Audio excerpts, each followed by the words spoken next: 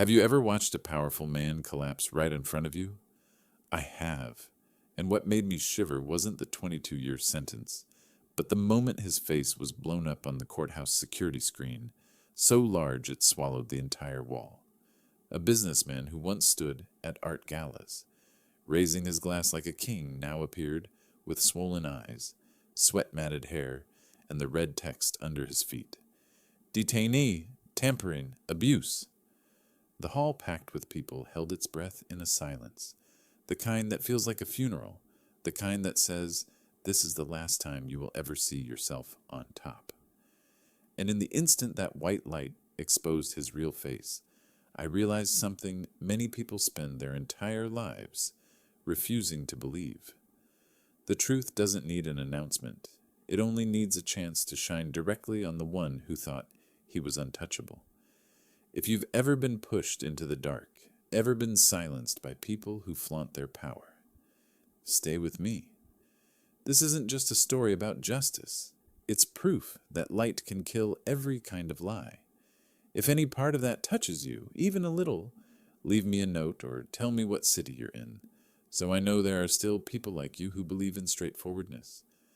Thank you sincerely for listening, for giving your time, and for believing that once the truth is shown, it's strong enough to bring light to wherever you stand. At 62, people say a man gets used to everything: the sound of ambulances rushing by every night, the ticking of a wall clock, even the crack in his own joints each morning.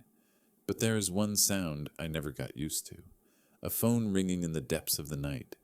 It always carries the same message, no matter who calls. Something is wrong. That night, Cedar Falls was raining. Oregon rain isn't loud like southern storms. It's persistent, steady, like someone tapping cold fingers against the surface of the Willamette River. From the second-floor bedroom window, I usually see the dark water and the golden dots of the riverside bridge, reflecting on the river. But that night, I saw nothing. Only the alarm clock flipping to 3:19, and the landline ringing hard, as if someone yanked it out of silence. I reached for it, still half asleep. "Hello?" My voice was hoarse.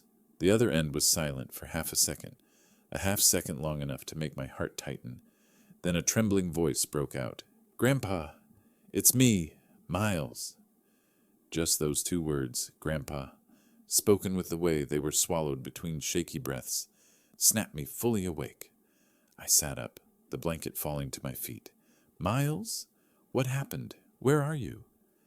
I heard a distant PA system, hard soles hitting tile, then the clang of a metal door. I'm at Precinct 14. They're holding me. They said I attacked Ryan." It took me a second for my mind to catch up. Precinct 14. Detained. Attacked Ryan. "You mean Ryan? Broderick?" I asked, my voice dropping without me meaning to. "Yes. They said I hit him. He said I shoved him, made him fall, and hit his face on the table. They said there's a video, too." Miles choked. I heard him inhale, trying not to fall apart. The boy always tried to be tougher than his age, just like his father once did. "But that's not what happened, Grandpa. He hit me first. I just pushed him away, I swear." There's a kind of swearing that doesn't need a raised hand. You can hear its truth in the rhythm of breathing, in the way the throat tightens on certain words. I spent 40 years in the security system, 30 at the Kearney Museum, 10 before that in City Protective Services, and I know when someone is fabricating a story. I also know when a child is trying not to cry. "Are you hurt?" I asked, lowering my voice, trying to steady both of us. The line was quiet for a moment. Then Miles answered, even softer. "My face hurts a little. Probably bruised, but, Grandpa, I'm scared." Slowly, all the small pieces fell into place. The chill running down my spine wasn't from the draft slipping through the window. It was the familiar feeling of someone who has stood too long in rooms where nothing is where it should be. "Who's handling the case there?" I asked, shifting into the old professional tone I thought I had left behind at the museum.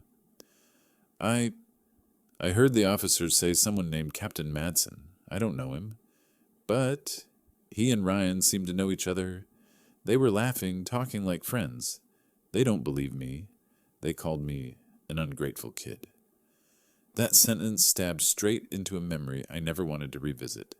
Cedar Falls is smaller than people think. Connections, drinking buddies, backroom handshakes, they all weave together like a spider web.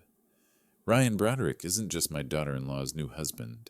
He's the city's biggest event contractor, the man behind glittering galas at City Hall and the charity auctions at the very museum where I spent my life.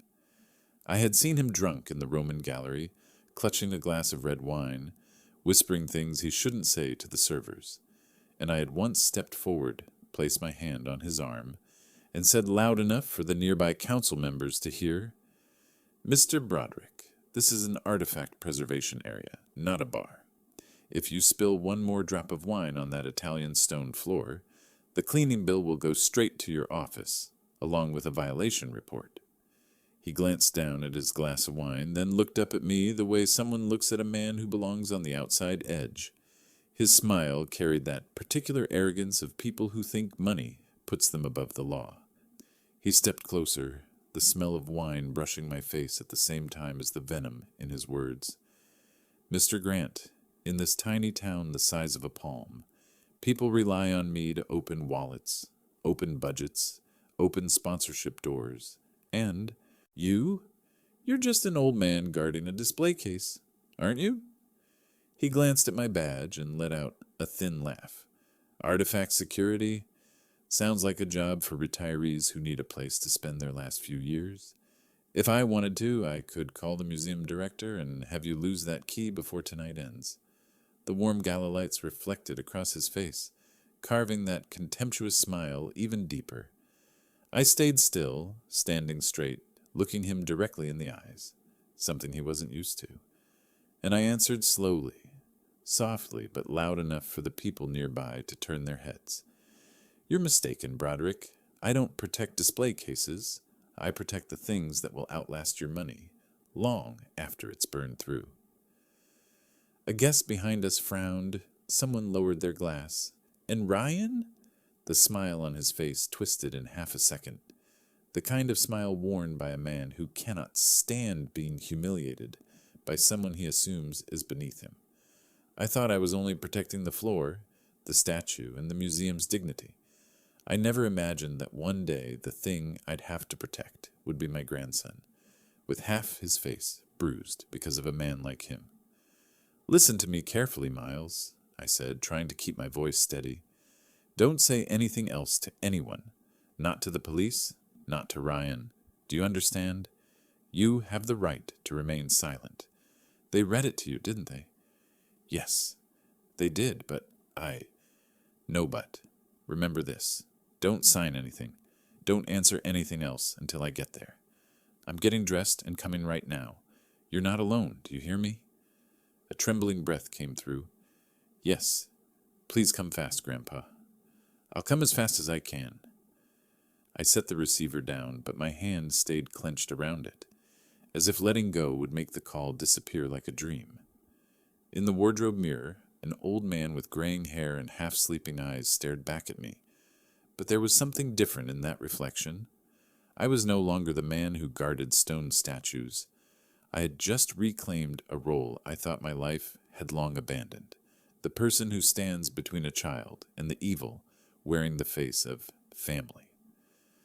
I changed into pants, a sweater, and reached for the heavy coat hanging behind the door. When I bent down to tie my shoes, my knee cracked softly, a reminder of age, but my hands were steady, the same hands that used to check every lock and every infrared sensor on nights when the museum was closed. On the table by the door lay my old security badge, still attached to its worn Navy lanyard. Jared L. Grant, Director of Artifact Security. The badge had been deactivated since the day I retired, but the habit never left. Whenever I stepped out at night, I carried it like other people carry a charm. Not to show power, I never had much, but to remind myself that I once knew how to read the hidden signs beneath the surface of things. I slipped the badge into my coat pocket, along with my wallet, car keys, and a ballpoint pen. Never leave the house without something to write with. That was the first lesson of a secure life. Outside, the rain continued to fall.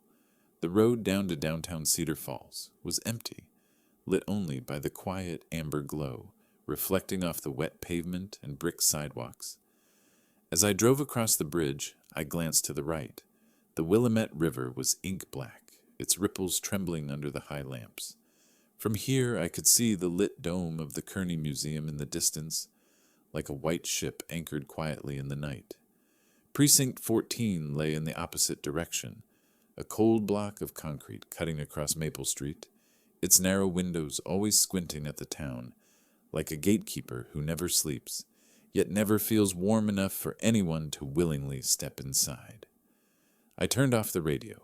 There was no song gentle enough that night to ease the feelings spread out through my chest, a feeling I knew too well, the feeling of losing something important.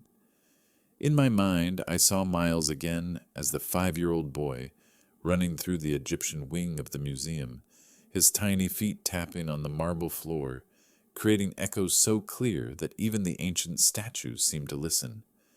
I remembered showing him the granite sarcophagus, telling him the ancient Egyptians built these to protect what they loved most from being taken away. Miles looked up with eyes wide and bright like two small flames in the dark hall. He asked in that innocent voice that strangely hurt my heart, "So what do you have that protects me, Grandpa?"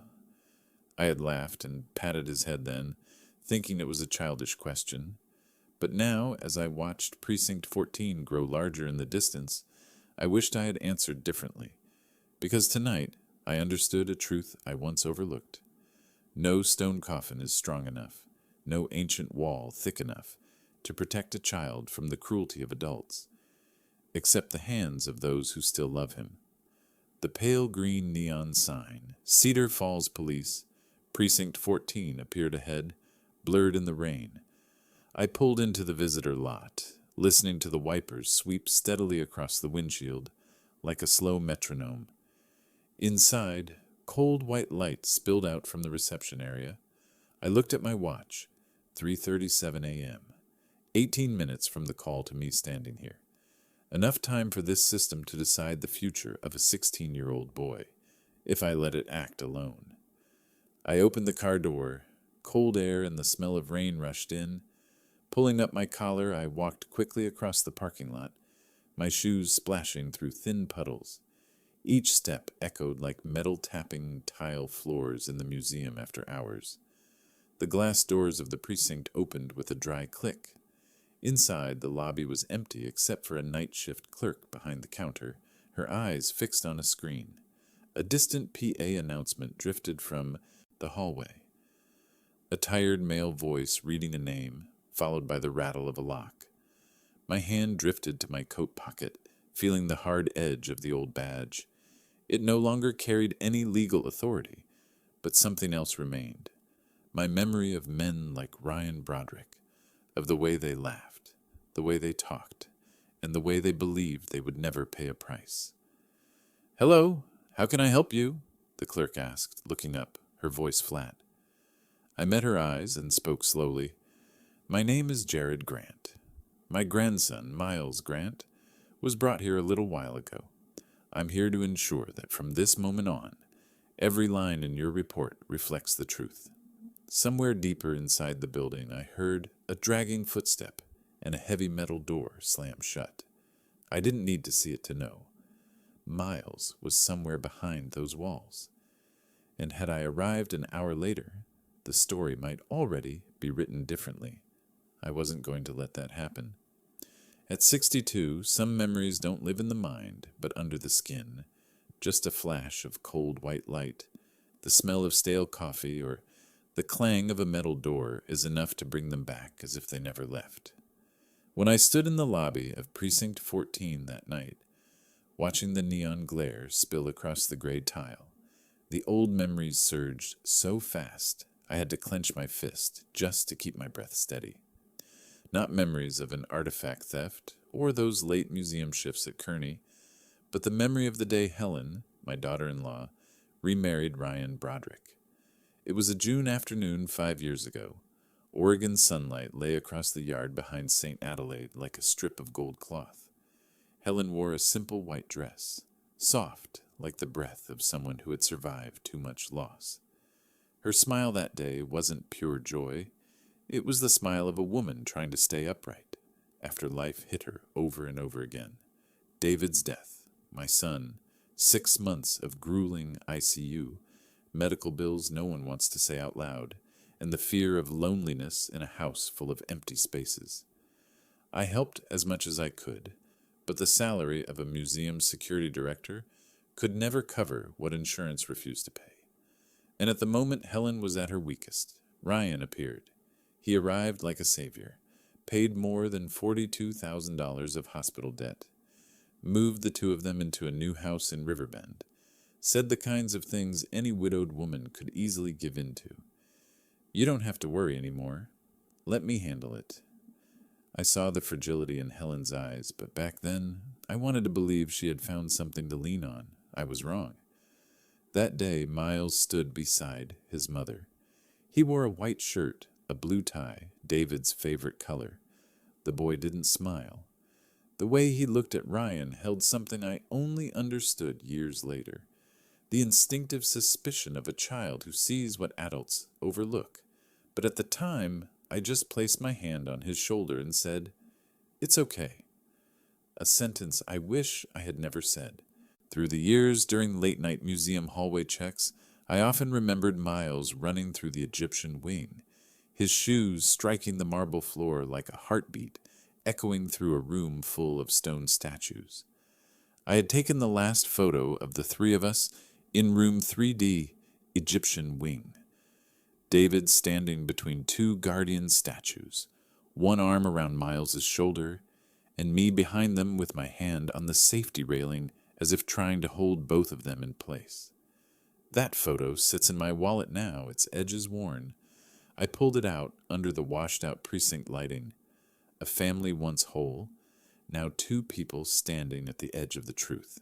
The fractures in my family began in the hospital, widened with Helen's exhaustion, and were torn open completely when Ryan walked into the house with a full wallet and the smile of a man who knew he would be trusted.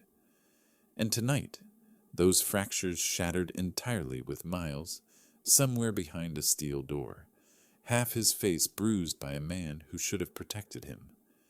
I slipped the photo back into my wallet. In the museum, once an artifact cracks, it never heals on its own. Someone has to see it, understand the cause, and repair it with both hands. Families are the same, and I knew that if I didn't act now, I would lose Miles. Literally. "Mr. Grant?" The clerk's voice pulled me back. "Captain Matson wants to see you before you meet your grandson." I inhaled deeply. The cold hallway air slipped in like invisible fingers. I placed my hand on the old badge in my coat pocket, the memory of a time when I knew how to see through the dark. My family wasn't just cracked. It was breaking. And I would not let the last thing my son left in this world be buried in those fractures. I stepped forward. This was the moment to trace every break, and if necessary, to tear down the entire wall to pull Miles out of the abyss Ryan had pushed him into. The glass door of Precinct 14 opened with a dry click, as if it wasn't greeting anyone at all. It was opening only because it was forced to. Inside was a wash of cold white light, the kind that makes you unsure whether you're walking into a place of justice or a room meant to x-ray the soul. The smell of disinfectant and late-night coffee mixed, making the air both sharp and dull, just like the attitude of the people who worked here, alert out of obligation but hardly awake in truth. I stood at the threshold for a few seconds, letting my eyes adjust to the light and my ears adjust to the sound. Tonight, Precinct 14 was more crowded than I expected. The waiting chairs were full. Someone arrested for drunkenness, someone reporting a stolen car, someone holding their head like their entire world had caved in. But when I stepped inside, a few heads turned. A middle-aged woman whispered to the man beside her, "Hey, isn't that the kid who got beaten? The one in the holding room?" Her voice wasn't loud enough to be rude, but not soft. Enough for me not to hear. I inhaled slowly. Not because I was hurt. I was used to stares, judgment, and whispered rumors. But because I knew Miles had likely heard similar words when he was brought in. A 16-year-old boy didn't deserve to be the centerpiece of cheap curiosity. At the central desk, 2 young officers looked at me, then at each other. One raised his eyebrows, muttering just loudly enough, "Hey, Broderick sponsored that charity event here last year. This'll blow over." The other chuckled.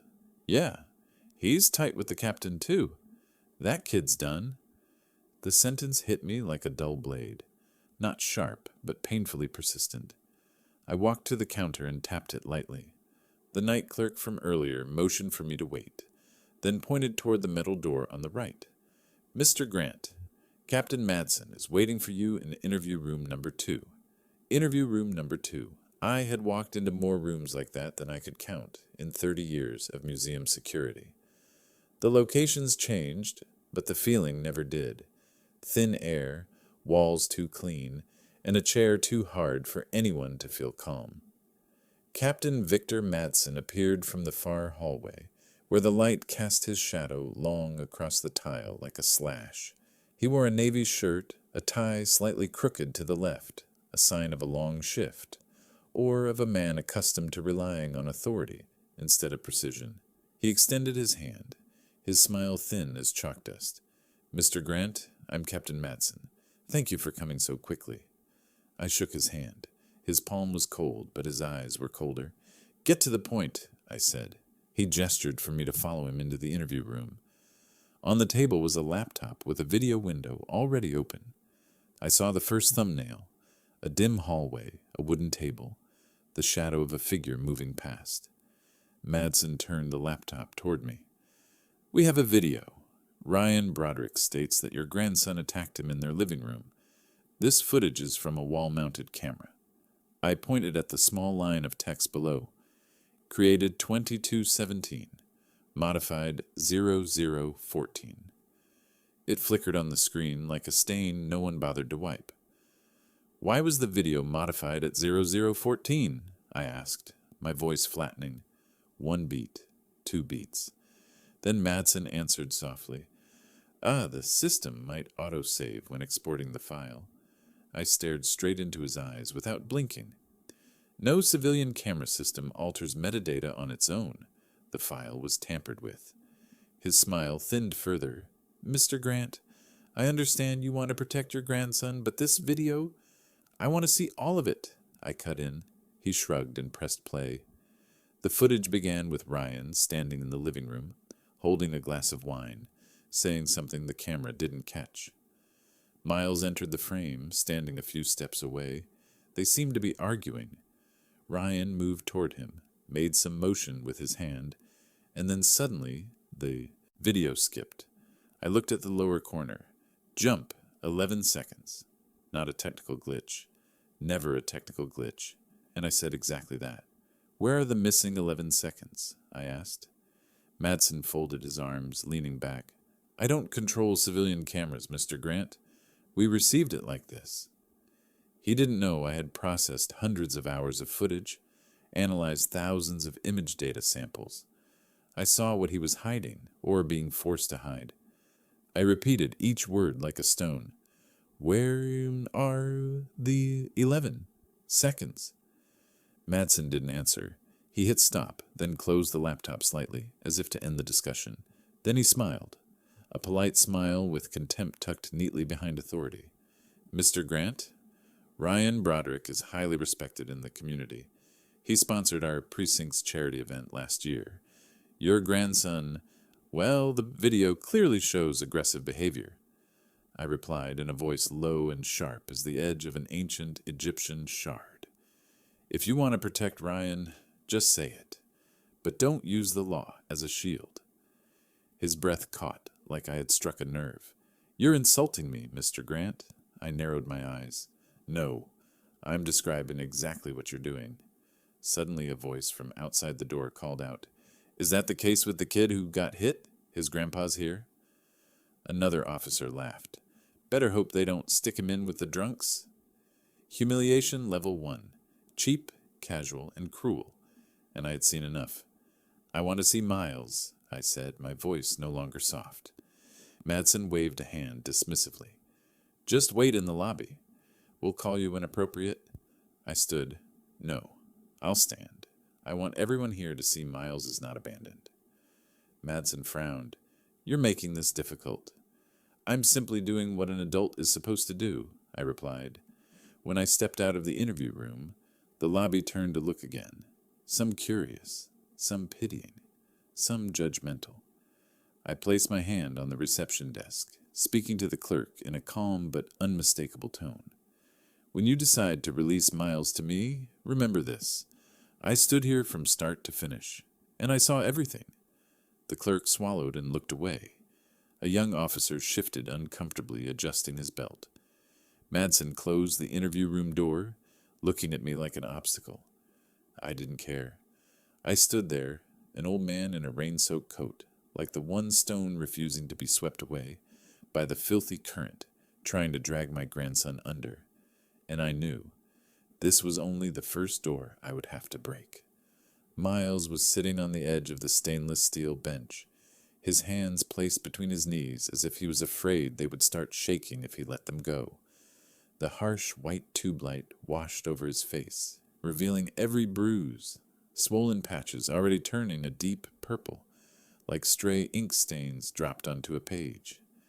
I stood at the door for a few seconds, letting myself swallow the surge rising inside my chest. In that moment, time spun backward, like the ancient Egyptian clock in the exhibit I had adjusted for 20 years. The sound of wind and rain slapping against glass, like tires skidding on wet pavement. And my son's panicked eyes on that last night flashed again, half fear, half apology, a look no father ever forgets. I drew in a slow breath, not letting Miles see the crack that had just split through my chest. "Hey, Miles," I called softly.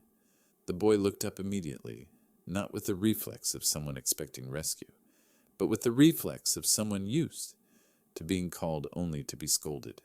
I hated that. You came," he said, his voice tightening as he tried to hold himself together. I stepped in and closed the door behind me. "I came because you called. That's all that matters." I sat beside him, but didn't touch him yet. Kids who've been abused often flinch at sudden contact. I knew this far too well. "Tell me," I said, my voice gentle but not weak. Miles swallowed, then turned his wrist slightly. As he did, the sleeve of his hoodie slipped back, revealing a long purple mark running from his wrist to the crease of his elbow. I placed my hands on my thighs so they wouldn't curl into fists. "Ryan came home late tonight," Miles began. "You know that sound he makes. That sound.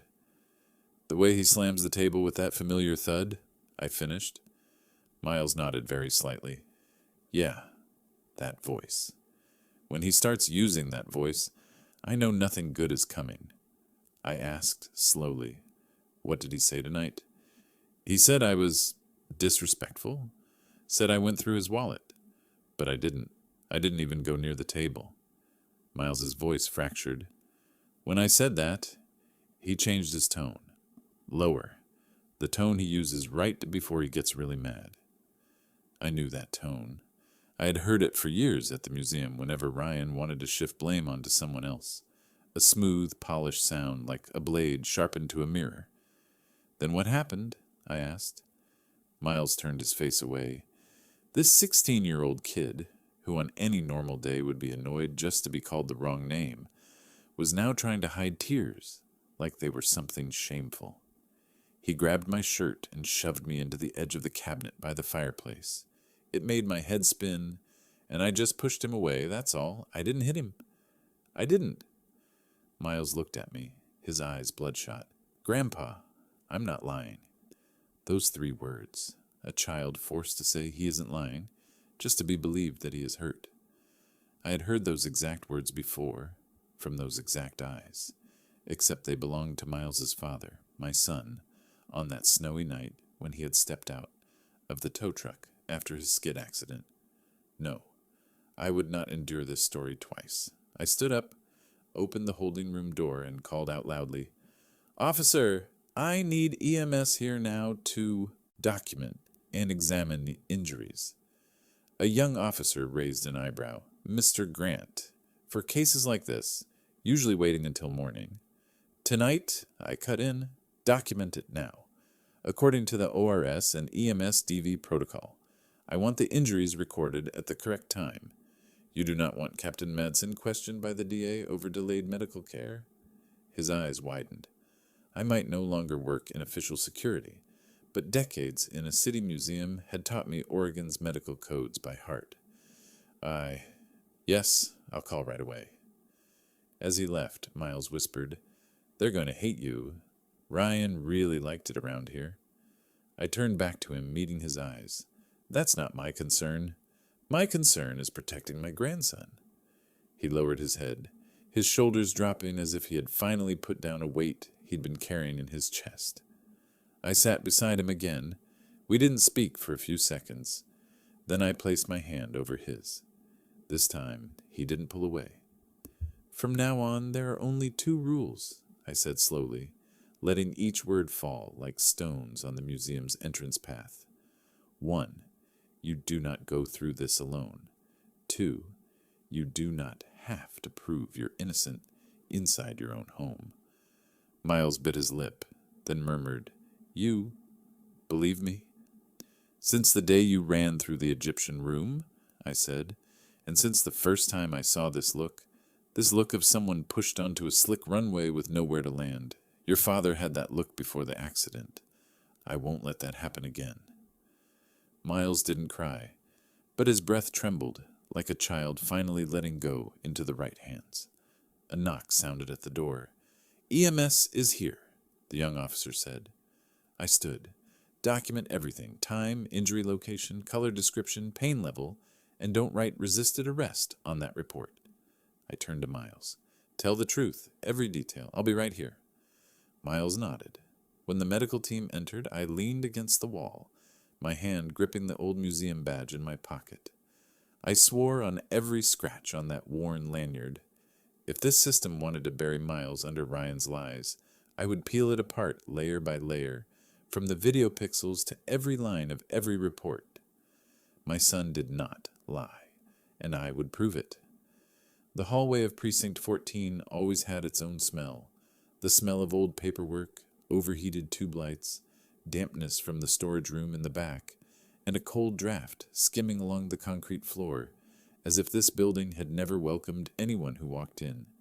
But tonight, beneath that mix of smells, I sensed something else.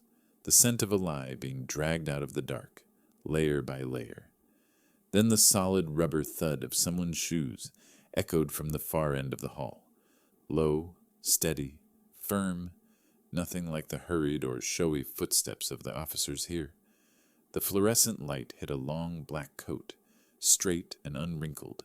The polished badge reflected the light, slicing a strip of metal brightness through the dim corridor. April Roberts, the only person in this building I wanted to see tonight. Her name was spoken in this town the way people talk about a lighthouse in dirty waters. Steady, direct, unbuyable. April didn't need to intimidate anyone. She only needed to stand there, and the truth arranged itself. "Mr. Grant?" Her voice rang out, not loud, but clear like the click of a steel file cabinet lock. "I'm here," I replied, and for a brief second I saw her eyes sweep over Miles, the way a doctor recognizes an injury before touching the patient. Then her gaze moved up to the camera mounted in the corner. She took in everything at once, as if the lighting itself shifted when she arrived. "I heard the report about the video from the Broderick home system," April said. "Yes," I replied, "but it's cut. Missing." April tilted her head slightly toward Captain Victor Madsen, who was pretending to study a clipboard at the end of the hallway like a schoolboy trying to look busy when the teacher walked by. "How many seconds are missing, Captain?" she asked, her voice neither sharp nor soft, yet enough to drop the hallway temperature a few degrees. Madsen blinked and swallowed, as if something was stuck in his throat. "We are still checking," he said. April raised one eyebrow, a tiny gesture enough to peel the truth open. The file was created at 2217, she said slowly, but modified at 0014.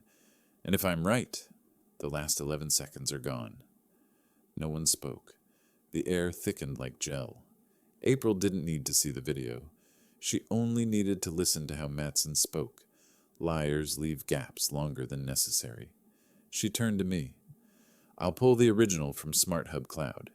If the Broderick camera uses Nimbus or Ultratech, the entire dataset is backed up to cloud storage before anyone can edit it. Ultratech model, 2022, I said.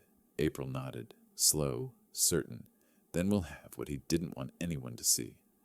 Just then, the sharp clap of polished leather shoes rang from the corner. Hurried, self-important, the walk of a man used to praise and envelopes.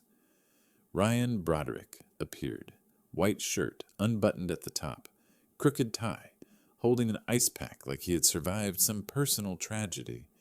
His face looked slightly twisted, but his eyes, those eyes still held the sleek confidence of a man who knew how to frame himself as the perfect victim. "April," he said with a half-trembling, half-performing voice. "Thank God you're here. This is horrible. My wife's son attacked me. I feared for my life, and for Helen's." Miles froze. I felt his breathing change, quick, shallow, like a small animal cornered. April didn't rush to answer. She looked at Ryan the way someone examines a poorly made counterfeit placed on a pedestal. "Mr. Broderick," April said, her voice cold and still, "the video you provided shows signs of tampering." Ryan stiffened for a beat. "Me? Tamper with it? Why would I do that?" he asked, widening his eyes. April didn't blink. "Because you have a motive." A young officer taking notes nearby unintentionally glanced at Ryan, then quickly looked away, avoiding his gaze like someone avoiding eye contact with a man whose power has slipped. The first time in this precinct, someone avoided Ryan Broderick's eyes. He noticed, and his face twitched, an expression rare for a man feeling the first crack in his private kingdom. April continued, "I will pull the original from Smart Hub Cloud. If the cloud backup differs from the file you submitted, then you are standing on the edge of evidence tampering, a federal offense, not a trivial matter." Ryan swallowed, a tiny movement, but not small enough to escape April's attention. He turned to me, trying to salvage the last scraps of his reputation. "Mr. Grant, I don't want conflict. I only wanted to teach the boy responsibility." "Good," I replied, "because tonight you will answer for every bruise on his face." Ryan opened his mouth, ready to defend himself, but April sliced through his words like flipping a page. "From this moment, Mr. Broderick, you are not to come near this minor. Step back. 2 meters. Ryan didn't dare argue, and in that exact moment, when he swallowed his words, his hand trembled slightly, and he avoided everyone's eyes. I knew he had finally realized he no longer controlled this place. April turned to me. "Mr. Grant, come with me. I'll show you the cloud log right now. If the metadata matches what I suspect, then this is only the first layer of a long excavation." I looked at Miles. "I'll be back in 5 minutes." Miles nodded, trusting me the way David, my son, once did. Then I followed April. Her footsteps echoed on the concrete, steady, sharp, unshaken, unafraid, like the knocks of someone opening the door the entire precinct hoped to keep closed. If tonight was the beginning of a war, at least the light in this filthy hallway had finally turned on for me and Miles. Precinct 14 could hide many things in its paperwork, but the light from a civilian camera could not. I understood that the moment April told me, "We need to go to Mrs. Aldridge's house." That name made me pause for a beat. Ethel Aldridge, the 76-year-old woman living across from Helen's house, with hair curled like a small gray cloud, and the habit of trusting no one except her cameras. We stepped outside. The Oregon night air was nothing like the metallic chill inside the precinct. It was soft cold, damp, carrying the smell of crushed pine needles underfoot. Rain had just stopped, and Maple Street glistened like the surface of an ancient vessel not yet wiped clean. April opened the car door. "Let's go." The Arlo Pro 5 usually has a 134-degree sweep. If that unit is pointed at the Broderick driveway, we'll have everything. "She upgraded this year?" I asked. "Yes. Installed 3 units, if I remember correctly," April replied, her voice steady as if she had already mapped out the light angles of that house. We stopped in front of Mrs. Aldridge's small home. The porch light was a dim yellow glow, like an old candle shining across the row of orchids she tended, as if they were her grandchildren. I hadn't even knocked when the door opened. She stood there in a light-colored sweater, clutching an old iPad. "I heard the car. You're here for the cameras, aren't you?" she asked, her voice raspy but sharp. April smiled, polite yet incisive. "Yes, ma'am. We need to review all footage from the beginning of this evening to the moment of the incident at the house across the street. Completely voluntary, if you consent." Mrs. Aldridge lifted her chin and motioned us inside. The living room was small and impossibly tidy, every object placed exactly where it belonged, like a miniature exhibit curated by someone who despised disorder. "I don't record because I'm paranoid," she said as she shut the door. "It's because of those kids. 3 months ago they stole 2 pots of my white orchids, which I'd grown for over 4 years. After that, I put cameras all over the yard. Whoever walks by, I have a copy in the cloud." April sat on the sofa beside her. "Please open the file from the east side camera. That angle looks straight at the Broderick driveway." Mrs. Aldridge squinted at the screen and swiped a few times. "Arlo Pro 5. I set it to HDR. Clear at night. Wide lens." She opened the run cam. The footage appeared. The Broderick driveway, the porch, the glass door, the short row of shrubs on the right. Then the timestamps rolled. 22:04, 22:07, 22:11. My heartbeat synced with every number until it stopped at 22:13:49, the moment every mask began to fall. One camera, one stubborn old woman, one raw audio track not yet edited, and the truth exposed itself with no place to hide. The Broderick door flew open. Miles stumbled backward out of the house, one hand on his cheek, his face twisted in the kind of fear that survives only because he'd barely dodged a second blow. Behind him, Ryan Broderick lurched out, drunk, his face contorted not with pain but with rage. The audio came through the iPad, recorded by the Arlo Pro 5's sensitive microphone with strong noise filtering. Ryan's shout came through clearly. "You think your mother picked me because of you? You're dead weight. I'm the one paying for this house." Miles stepped back again, nearly tripping on the edge of the porch. Then the shove. Clear, undeniable. Ryan used his whole arm to slam into Miles's chest, sending him skidding into the edge of a wooden side table near the door. That impact had caused the long bruise on his arm, the one I saw when his hoodie sleeve slipped earlier. I heard my own breathing grow heavier. April didn't. Her face didn't change, but I noticed her hand tighten slightly against the iPad's frame. "Stay back," Miles's voice echoed weakly in the video, but Ryan didn't stop. He roared, "I said you'd better learn your place. You walked into my life, and my life went to hell." On the screen, Miles only tried to evade him, never striking back. This. The evidence is beyond dispute." April pressed pause. The room seemed to freeze.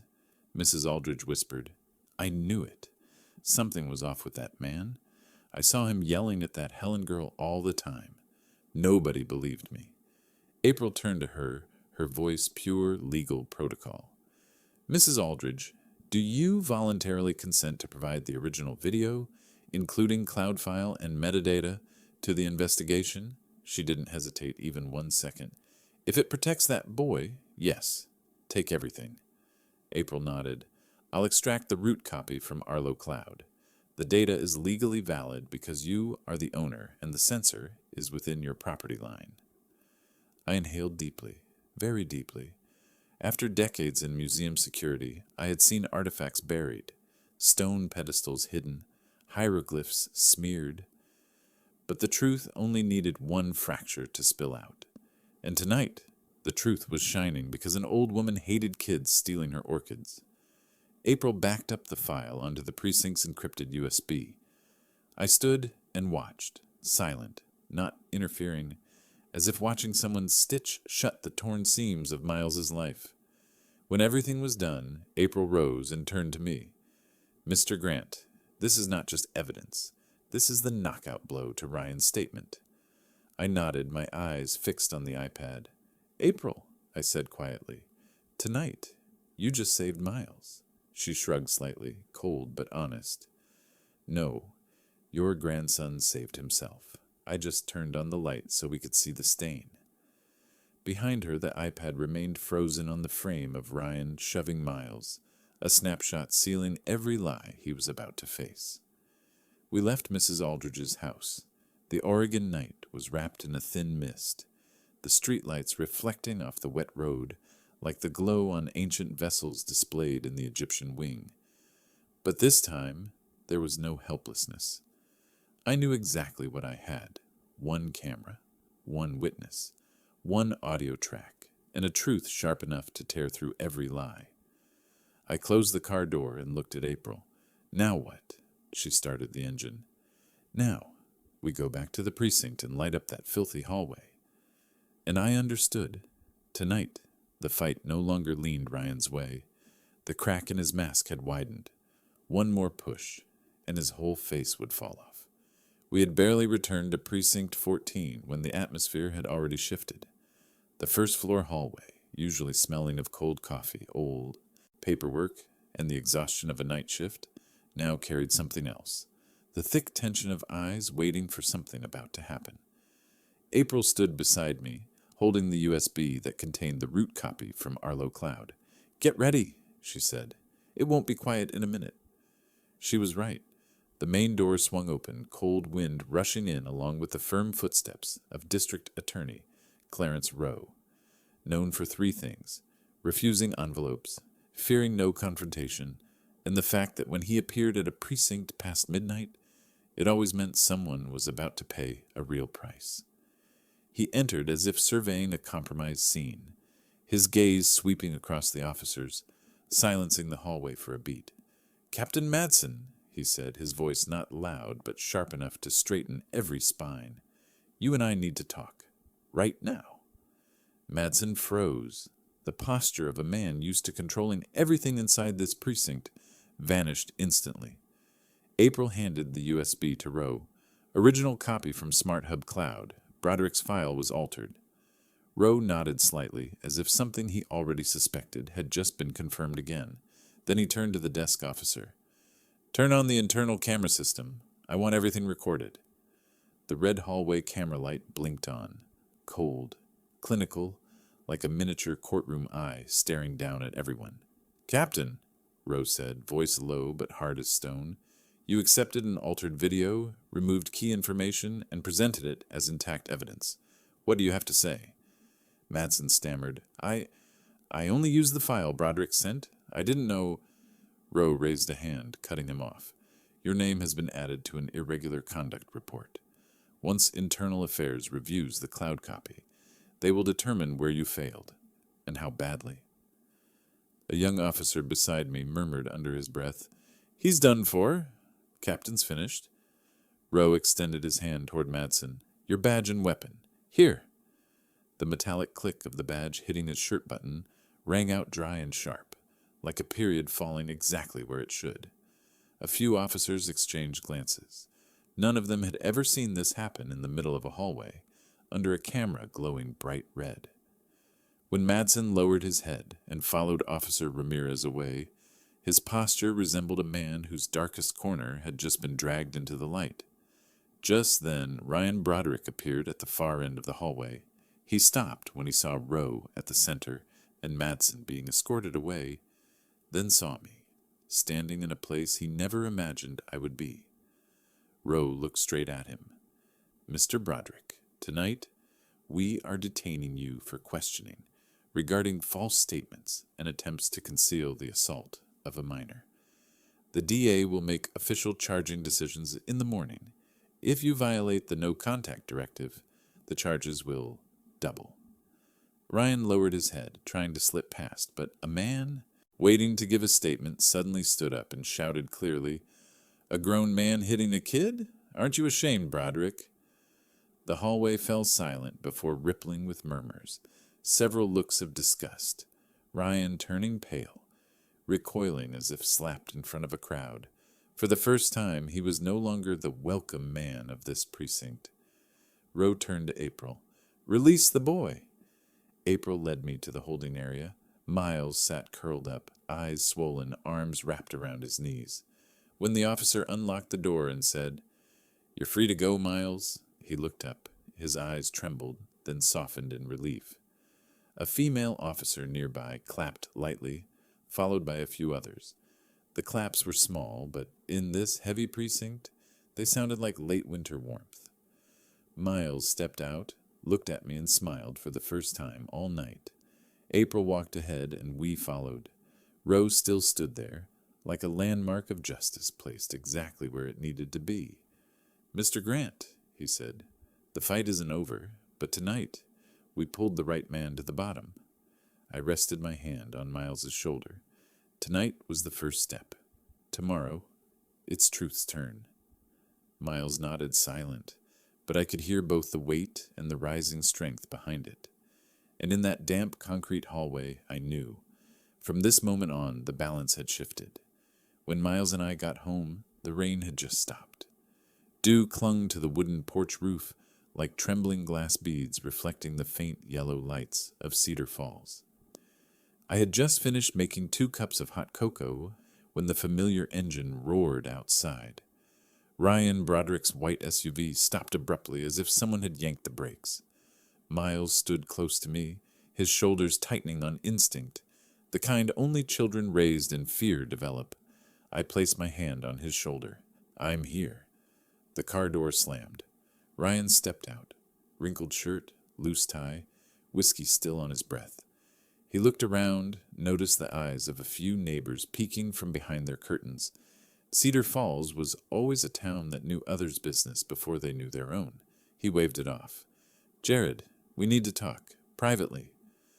"No," I said, opening the door wide enough for April to walk straight in if she arrived. "You'll talk here, in the light." Ryan clenched his jaw. "You're destroying my family. You dragged the DA into hauling a man down a hallway, and now you're lecturing me?" "Your family?" I answered, slow but sharp. "A family isn't a place where a child gets beaten until he bleeds." His face shifted color. Miles stepped back half a step, but I kept my hand on his shoulder. I wanted Helen to hear everything, and right then her car pulled into the driveway. Helen stepped out, her hands still shaking from the late flight back from Bend. She looked at Ryan, then at Miles, still marked with bruises that hadn't begun to fade. "Oh, God. Miles." "What?" Ryan cut in like always. "Don't listen to them. He attacked me. The DA got fooled. Madsen was set up. I'm the victim here." Helen looked at me, doubt in her eyes, but not as blind as the way it used to be. "Jared, is that true?" I didn't need to answer. April stepped from the shadow of the porch, her long coat damp with dew. In her hand, a warrant stamped in blue ink. "We have a warrant to seize all electronic devices related to the incident," she said, handing the paper to Ryan, "including your home camera system, phones, laptops, and smart hub." Ryan let out a short laugh, the kind made by a man who thinks his power is permanent. "You think I'll hand them over? You think a warrant is enough?" "It was signed by Judge Barlow," April said, cold as meltwater on basalt rock. "Refusal means cuffs right here in this yard." The neighbors shifted behind their curtains. A few doors cracked open, pushed by something that felt like wind, but was actually shame spreading fast.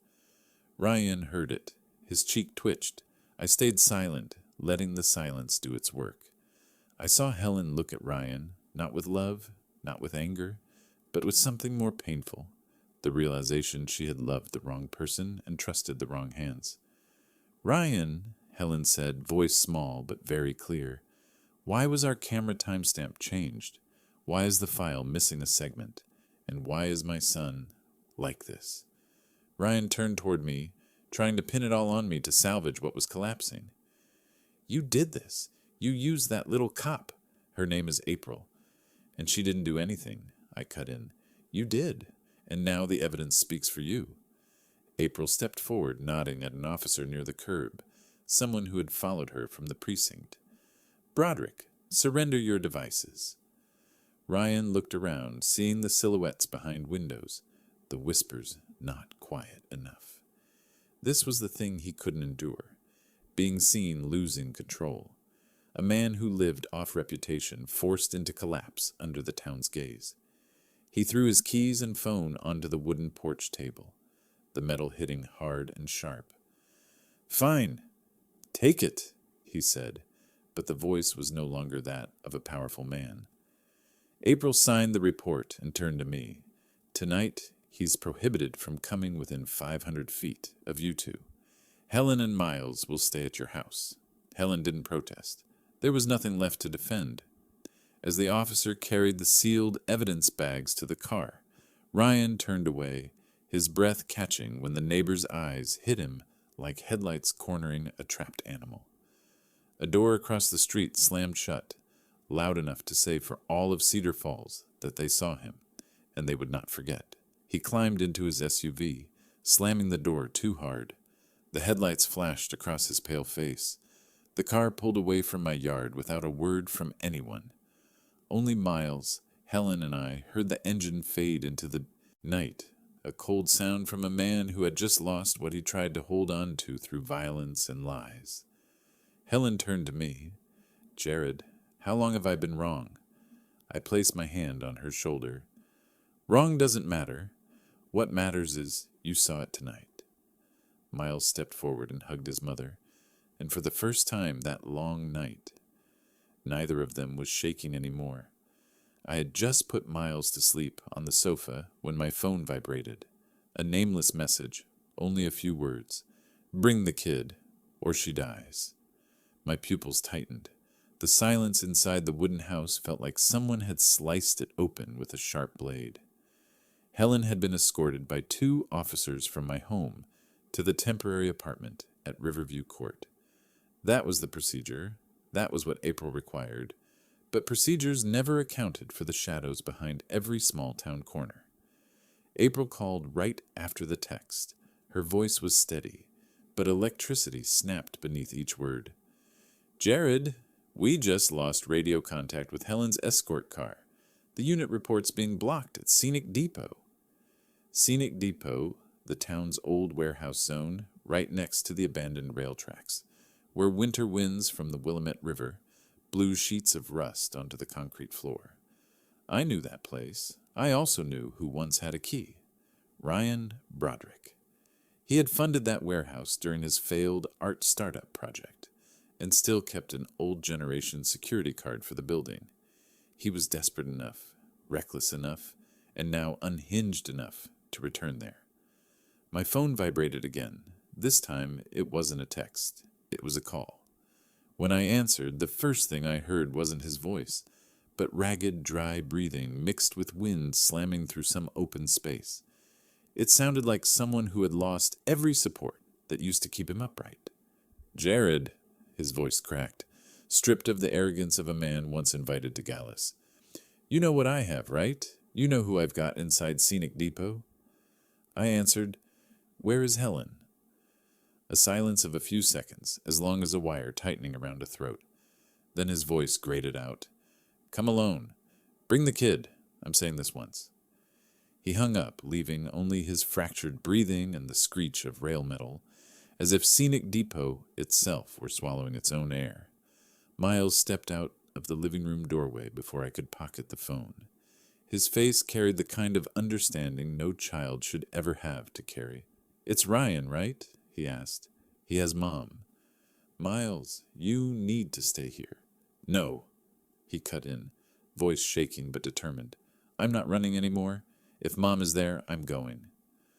I looked into his eyes and saw what I once saw in my son before the accident. Courage without polish, without performance. Except I could not let him pay twice for growing up too early. I placed my hand on his shoulder. You will not stand in front of him. You will walk behind me, and you will do exactly what I say. Miles nodded slightly, no argument left. We were getting ready to leave when April appeared like night itself had opened the door. She stood in the yard, coat soaked with rain, patrol lights from the car behind her casting a green streak across her stern face. "We have a problem," she said. One of the two officers escorting Helen was part of Ryan's network. He relayed her location to Broderick.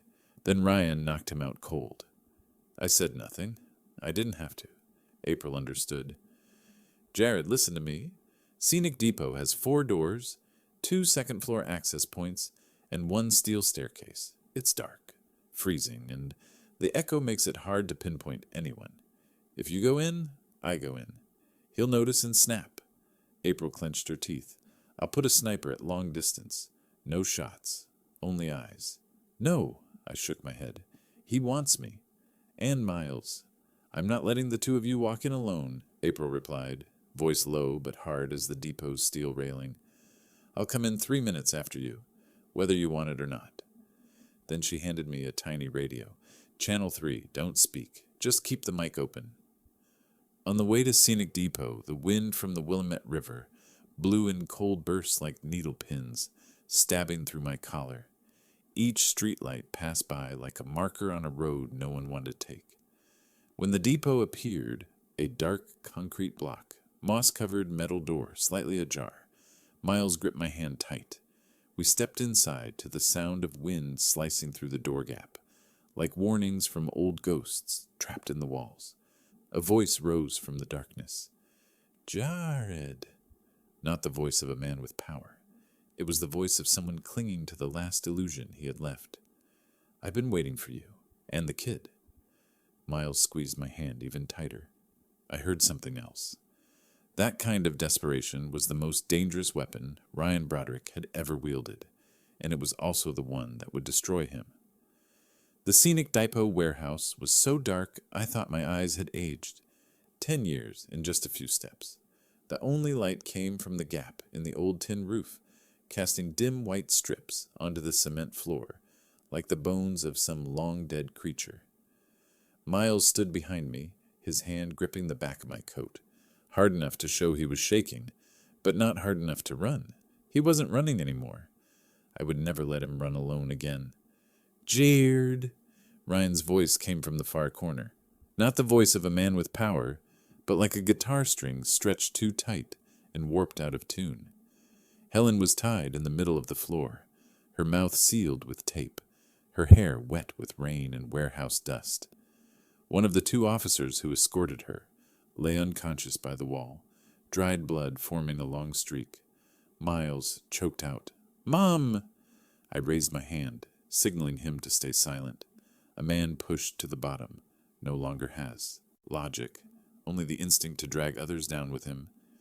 Ryan stepped out of the darkness holding a rusted crowbar, the dull metal reflecting the cold light. He had gotten thinner, his face pulled tight like skin stretched wrong over bone.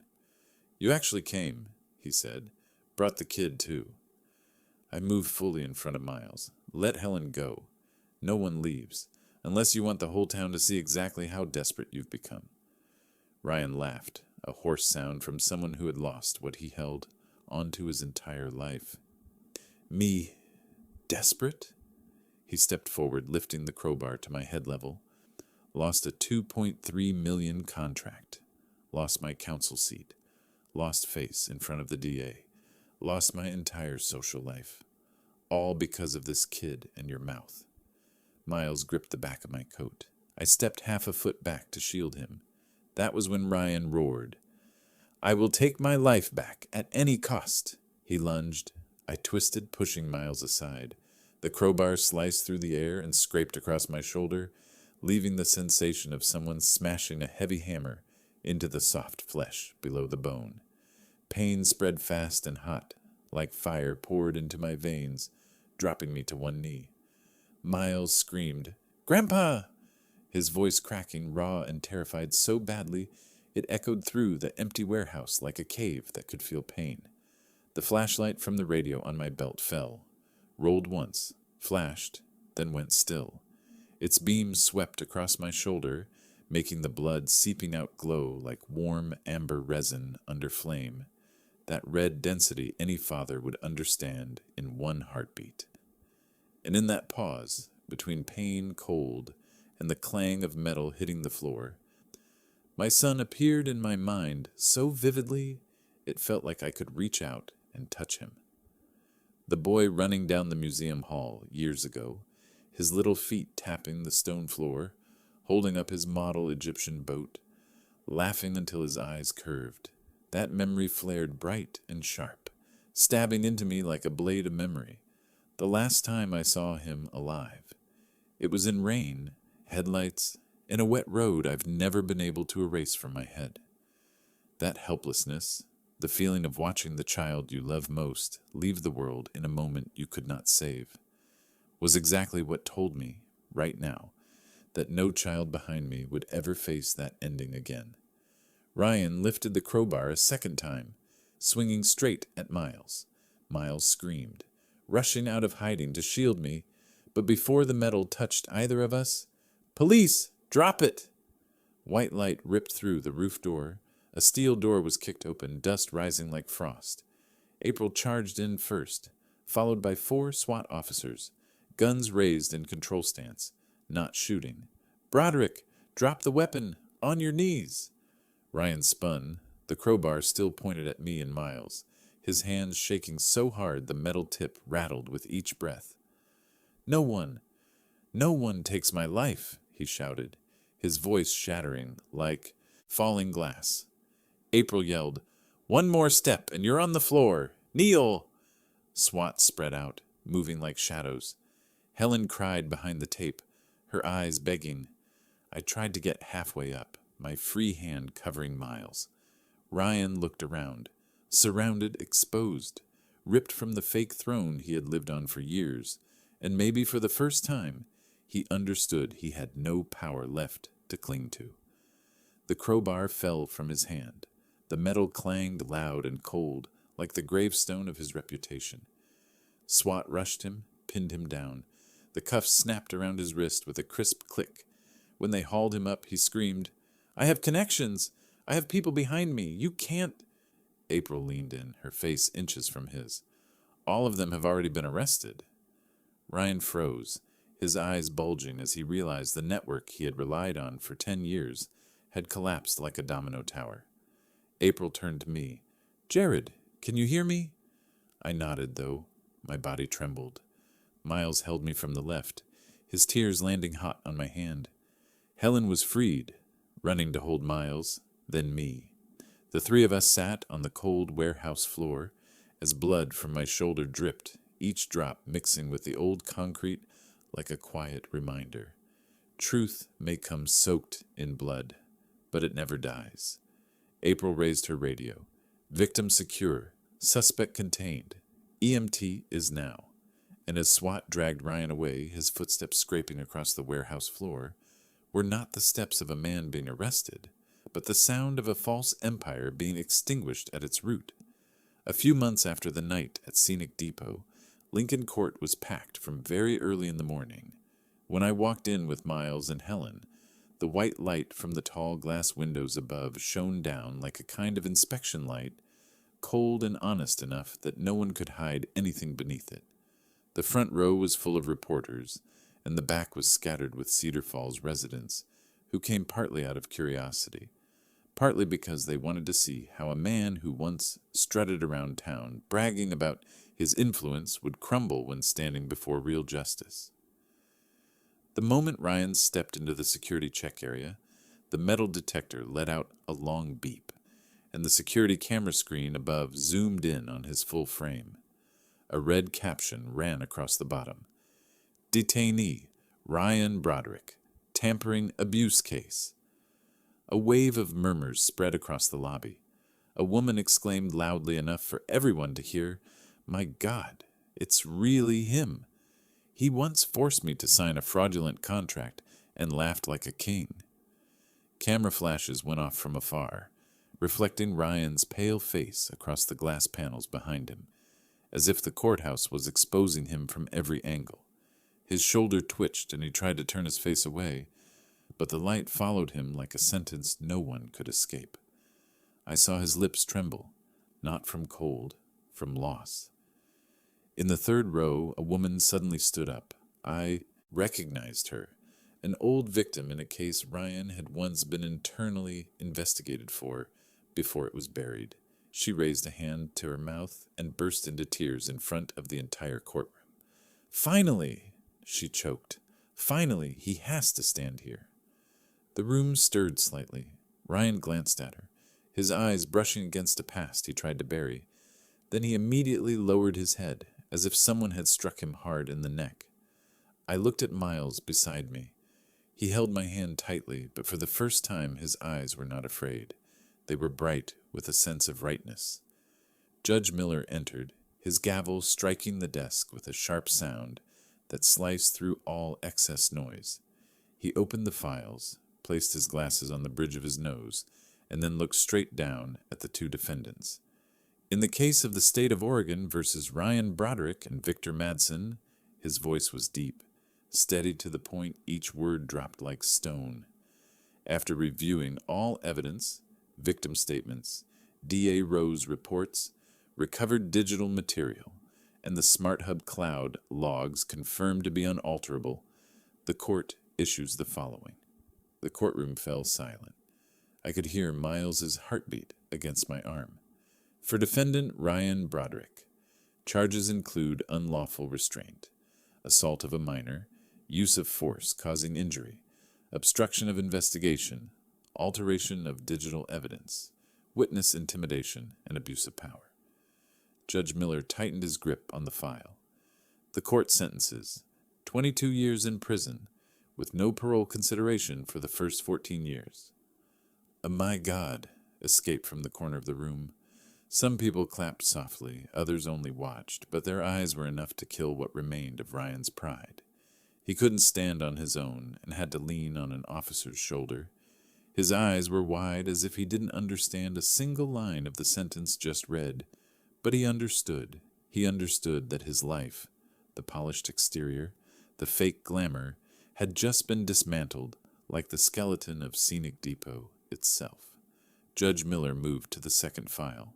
For defendant Victor Madsen, charges include abuse of authority, concealment of evidence, ignoring serious injuries of a minor, altering reports, and providing fabricated video. He paused briefly, his gaze on Madsen piercing through skin, searching for the dark patch beneath. The court sentences 12 years in prison with sentence review after 8 years, if full cooperation with DA Rowe is provided. Madsen turned pale, his lips moving as if he wanted to speak, but no sound came out. An Oregon Chronicle photographer fired another burst of flashes, capturing the moment, a captain's confidence disappearing under the courthouse's white light. As officers began escorting the two defendants out, the courtroom filled with the rustle of shifting chairs. Then a man's voice rose from the back row, sharp, clear, like a knife driven into the sorest spot. "Where's your power now?"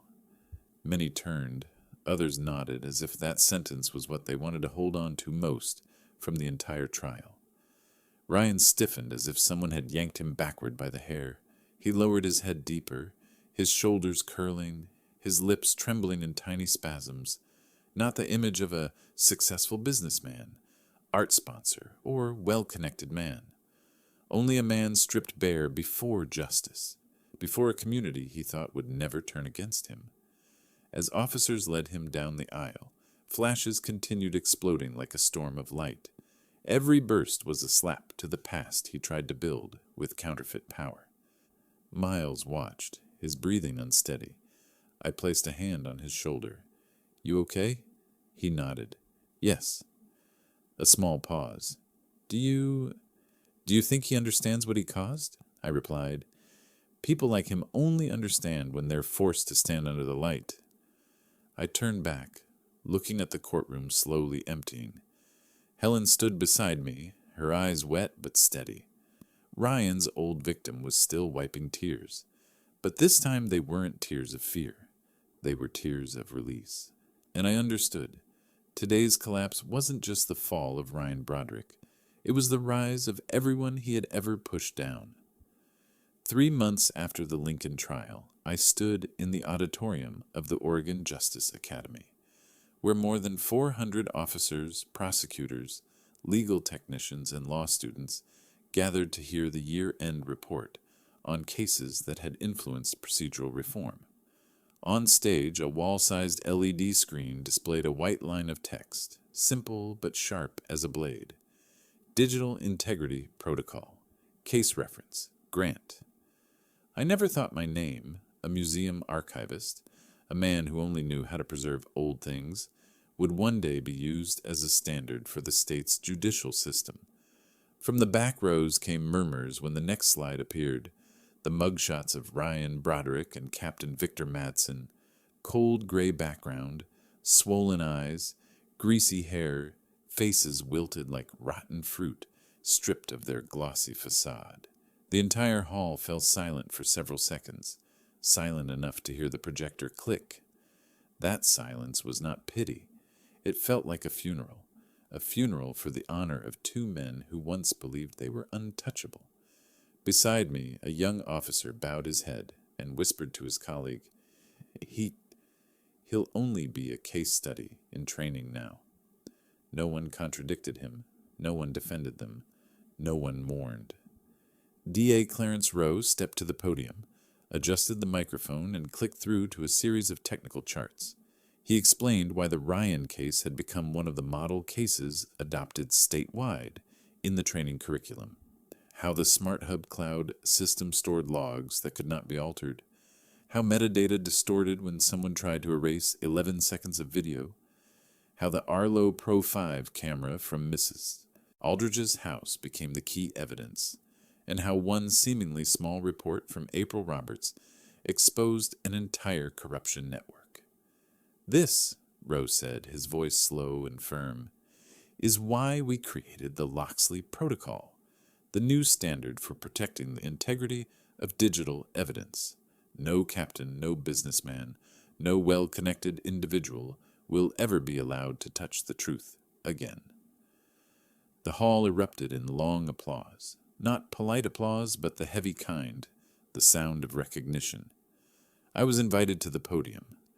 Miles squeezed my hand before I stepped forward, and Helen placed her hand on my shoulder, lightly, but enough for me to realize my family, after everything, had returned to the shape it was always meant to have. I looked out at the hundreds of people waiting, then up at the bright lights from the stage rig, the pure white light that all my museum years I'd always considered a symbol of truth. I'm not a police officer, I began steady, not a prosecutor, not anyone important. I'm just the man who keeps the keys to old things in a stone building. I paused a moment, but I learned something. Justice is not the sound of a gavel. It is the light that pierces through the gaps of those who try to hide the truth. And when that light is strong enough, it doesn't just expose guilt. It lights the way for the children who need protection. I looked down at Miles. He smiled, the first smile of a boy no longer haunted by the shadow of that cruel man. The final slide appeared on the screen. Miles Grant, accepted into pre-law program, Oregon State University. The hall applauded again, not for me, for him, for the future he deserved. After the ceremony, we stepped out into Lincoln Square. Snow fell lightly, not the harsh kind like the nights I'd sat in my car, listening to Miles cry and not knowing how to save him. The streetlights reflected on the snow, forming a thin layer of light like breath. I stopped, looked up at the silver-gray sky, then turned to Miles and Helen. "We're done," I said, but I didn't mean just the case. I meant we had stayed standing. We had walked out of the dark. Miles wrapped an arm around mine, naturally, as if he had always done so. Helen took his hand from the other side. The 3 of us walked toward the parking lot, through the warm yellow light of the square, a light that no longer trembled, and I understood that some battles make an old man age rapidly, but some victories can make him young again in a single breath. That night, Cedar Falls was peaceful, and for the first time in many years, so was I.